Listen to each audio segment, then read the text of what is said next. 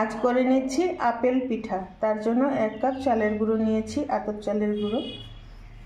সামান্য লবণ দিয়ে দিলাম। লবণটা মিশিয়ে নিচ্ছি। গরম জল নিয়েছি, গরম জল দিয়ে মেখে নেব।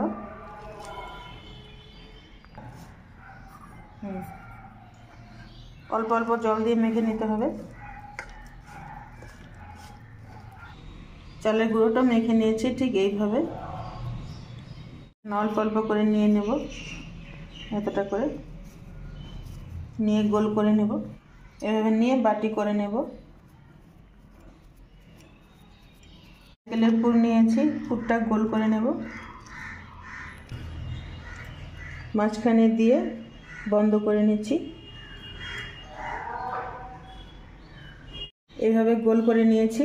এখন এইভাবে একটু চেপে দেব আপেলের মতো। একটা লবঙ্গ নিয়ে এভাবে ভরে দিব।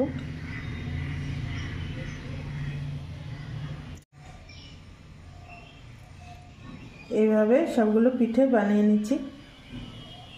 সবগুলো আপেল বানিয়ে নিয়েছি। এবার সামান্য ফুড কালার, এই ফুড কালারটা একটু রং করে দিচ্ছি, দেখতে সুন্দর হবে। পিঠেগুলো জলে ভাপাবো, তাই এই জালির থালা নিয়েছি, এর মধ্যে তেল লাগিয়ে নিয়েছি। এভাবে বসিয়ে দেব। জল ফুটিয়ে নিয়েছি। এবার আপেলগুলো জলের উপর বসিয়ে দেব। ঢেকে দেব 10 মিনিট। 15 মিনিট পর ঢাকাটা খুলে নেব। পিঠেগুলো সেদ্ধ হয়ে গিয়েছে, এবার নামিয়ে নেব। এবার তুলে নেব।